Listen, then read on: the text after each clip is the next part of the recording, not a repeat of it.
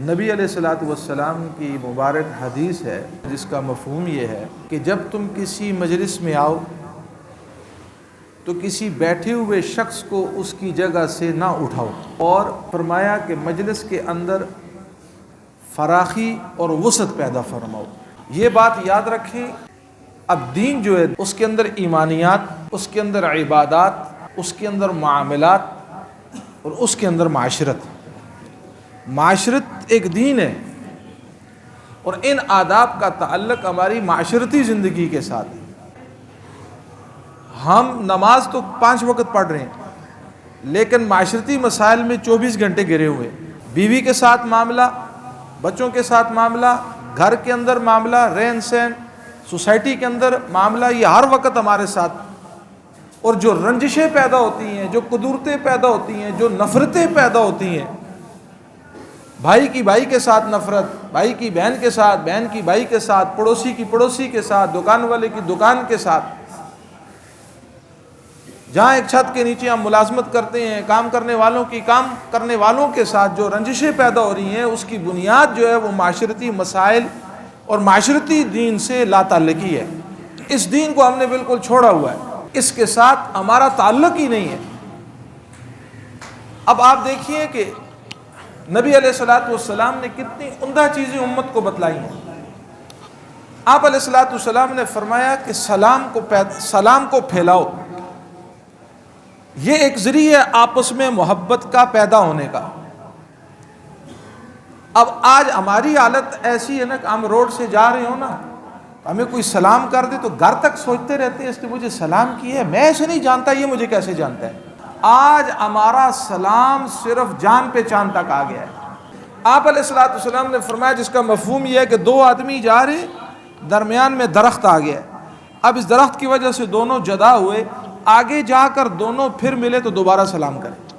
اور سلام ہے کہ انسان غور تو کرے، السلام علیکم، کہ تم پر کائنات کے رب کی سلامتی ہو، کہ عرش والا تم پر اپنی رحمت نازل فرمائے۔ اب بتائیں جو عرش والے کی رحمت میں آ گیا، اس کا بیڑا پار ہو گیا نہیں ہو گیا؟ اس کے مسائل حل ہو گئے یا نہیں ہو گئے؟ کہ سلام کو پھیلاؤ۔ سلام کرنا سنت اور جواب دینا پھر آگے سے واجب ہے۔ اور پھر فرمایا تکبر کا علاج یہ ہے، جو سلام کے اندر پہل کرے گا، فرمایا اس کا نتیجہ یہ نکلا کہ رب اس کے دل سے تکبر کو ختم کر دے گا۔ تکبر کا علاج ہے یہ۔ اور پہلی بات یہ فرمایا سلام سے آپس میں محبت بڑھتی ہے، آپس میں محبت زیادہ ہوتی ہے۔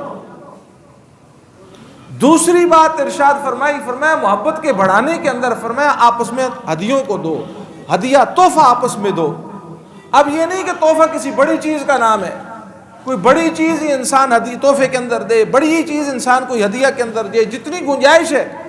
حتیٰ کہ مجلس کے اندر آدمی بیٹھے ہوئے، کسی نے آ کر پانی دیا تو یہ پانی پہلے دوسروں کو پیش کرے، پہلے آپ پئیں پھر میں پیوں گا، یہ بھی ہدیہ اور تحفہ، اس سے بھی محبت بڑھتی ہے۔ ایسے ہی ہم ایک گھر کے اندر رہتے ہیں، 4 بھائی ہیں، 3 بھائی ہیں، ہم ذرا سوچیں نا، گھر میں داخل ہوتے ہوئے ہم آتے جاتے ہوئے بھائی کو سلام نہیں کر رہا، گھر میں داخل ہوئے، اپنے بچے موجود ہیں، اہلیہ موجود ہے، داخل ہوتے ہی سلام کریں، نکلتے ہوئے پھر ان کو سلام کر کے نکلیں۔ اب جب چھوٹے بڑوں کو دیکھیں گے تو وہ اسی زندگی کو لیں گے جس طرح اس بچے نے اپنے باپ کو کرتے ہوئے دیکھا۔ اور ہماری گراوٹ اس حد تک آ گئی ہے، اگر میری بھائی کے ساتھ نہیں لگ رہی نا تو میں رات کو بیٹھ کے یہ زہر اپنے بچوں کے دلوں کے اندر بھی ڈال رہا ہوں، یہ جو تمہارا چچا ہے نا یہ ٹھیک نہیں ہے، یہ تمہارا جو فلاں ہے یہ ٹھیک نہیں ہے۔ اب یہ کیا تربیت کر رہا ہے ان کی؟ اس کا اور بھائی کا معاملہ ہے، یہ اور بھائی جانے، لیکن بچوں کی آپس میں محبت، بچہ اور چچا اور بھتیجا کی آپس کی محبت، اس میں تو حد الامکان فرق آنا ہی نہیں چاہیے۔ یہ معاشرتی دین ہے۔ اور پھر آپ علیہ الصلوۃ والسلام نے فرمایا ہم مجلس کے اندر بیٹھے ہوئے، باہر سے کوئی آ گیا، اب جگہ نہیں ہے، ظاہر ہے ایسے بیٹھے ہوئے کہ جگہ نہیں، فرمایا پھر بھی آنے والے کے لیے ہلکی سی حرکت کر دو، ہلکی سی حرکت کر دی کہتے اب یہ شریعت نے کیوں کہا ہے؟ میں جب آنے والا ان کو حرکت کرتے ہوئے دیکھے گا اس کے دل میں ان کے لیے محبت پیدا ہوگی کہ کم از کم انہوں نے میرا اکرام تو کیا، میرا خیال تو کیا۔ اور آپ کسی مجلس کے اندر مثال کے طور پہ جائیں، آپ اپنا وقت نکالیں، اپنے کاروبار کو چھوڑیں، آپ جب اس مجلس میں پہنچے، مجلس میں بیٹھے ہوئے لوگ نہ آپ کے آنے کی پرواہ کریں نہ جانے کی پرواہ کریں، آپ بتائیں بیٹھنے والوں کی آپ کے دل کے اندر محبت آئے گی یا نفرت آئے گی؟ ہو ہی نہیں سکتا محبت آئے۔ اس لیے بیٹھنے والوں کو یہ کہا کہ اگر کوئی مجلس کے اندر آ گیا اس کے لیے تھوڑا سا کھسک جاؤ، تھوڑی سی حرکت کر لو، اس لیے آنے والے کے دل میں یہ محبت آئے گی کہ میرا آنے کا انہوں نے احساس کیا ہے۔ اور تیسری چیز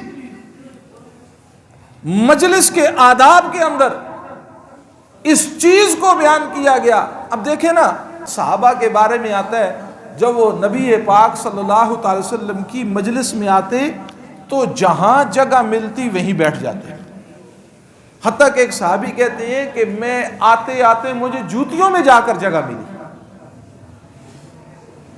اور ہماری کیا حالت ہے؟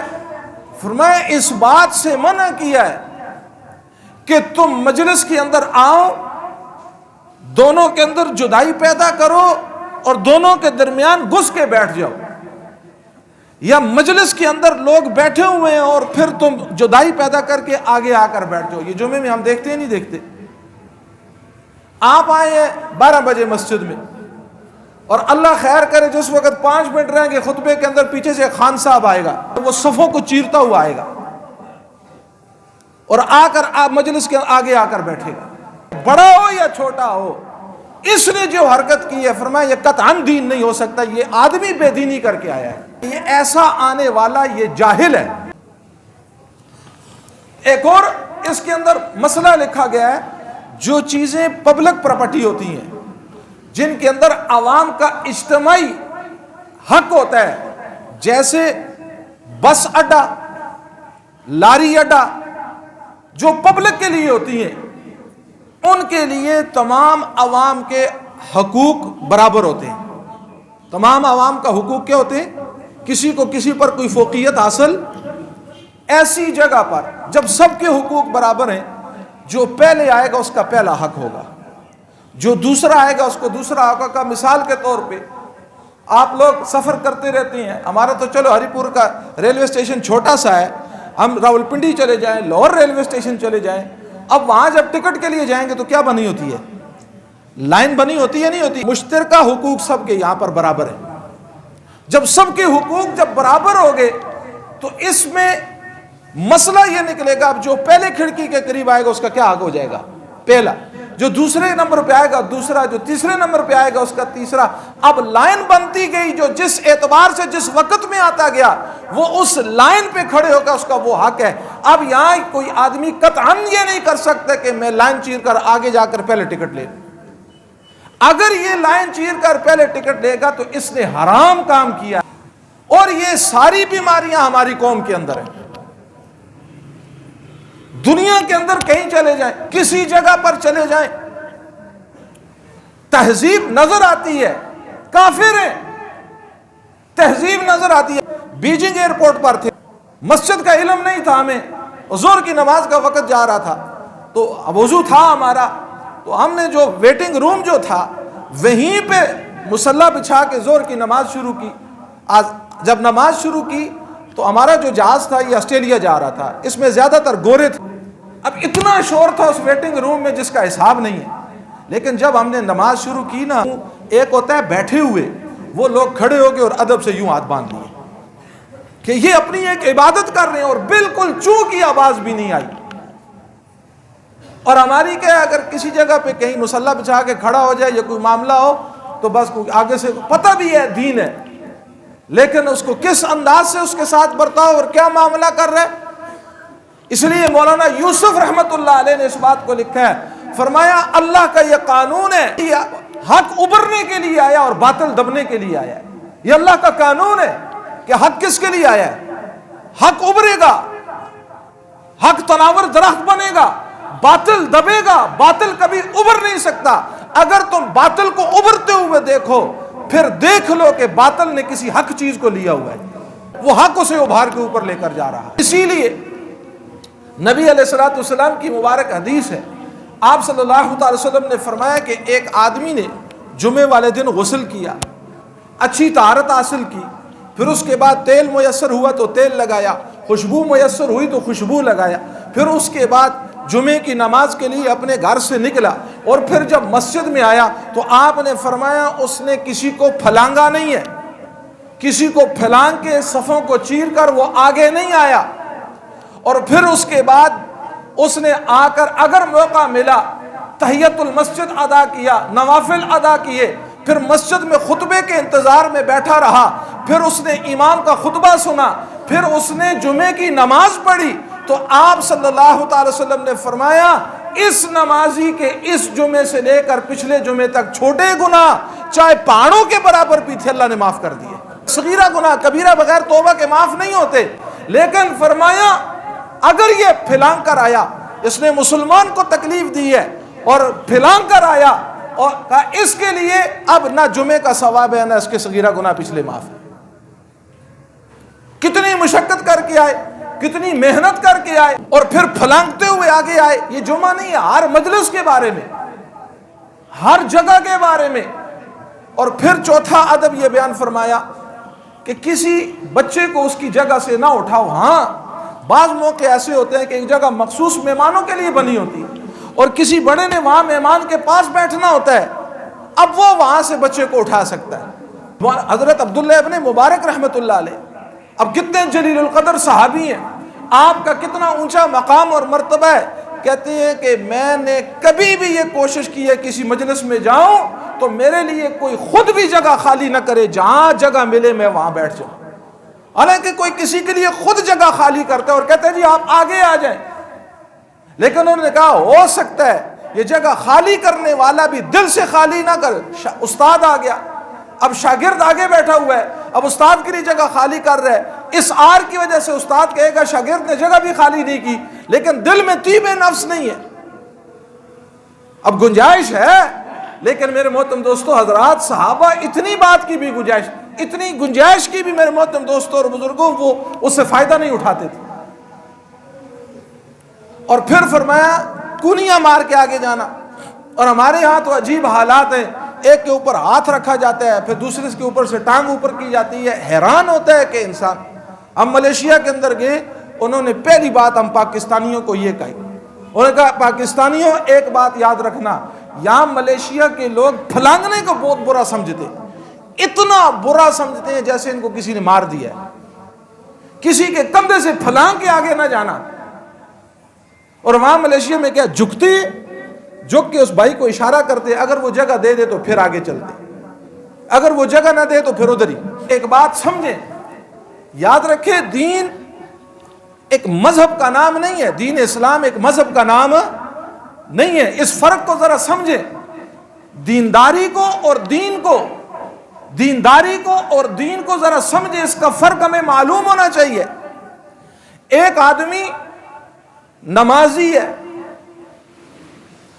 تہجد بھی پڑھتا ہے، قرآن کی تلاوت بھی کرتا ہے، زکوٰۃ بھی ادا کرتا ہے، خیرات بھی دیتا ہے، یہ سارے کام وہ کرتا ہے۔ اب لوگ کہتے ہیں یہ دیندار ہے، یہ دیندار، یہ اس کو دیندار نہیں کہہ سکتے، اس کو عبادت گزار کہہ سکتے ہیں۔ عبادت اور دین میں فرق ہے۔ یہ کون ہے؟ ایک آدمی نمازیں پڑھ رہا ہے، نفل پڑھ رہا ہے، صدقہ خیرات کر رہا ہے، اس کو عبادت گزار کہیں گے، دیندار نہیں کہہ سکتے۔ دیندار اس کو کب کہیں گے؟ دیندار اس کو اس وقت کہیں گے جس کی اس کے اندر پورا دین آئے گا۔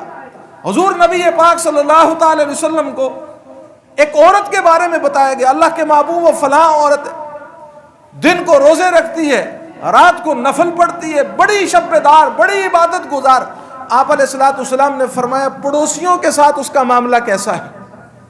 تو عرض کیا کہ اللہ کے محبوب پڑوسی اس سے ناخوش ہیں، پڑوسیوں کو ایذا دیتی ہے۔ آپ نے فرمایا جہنم میں جائے گی۔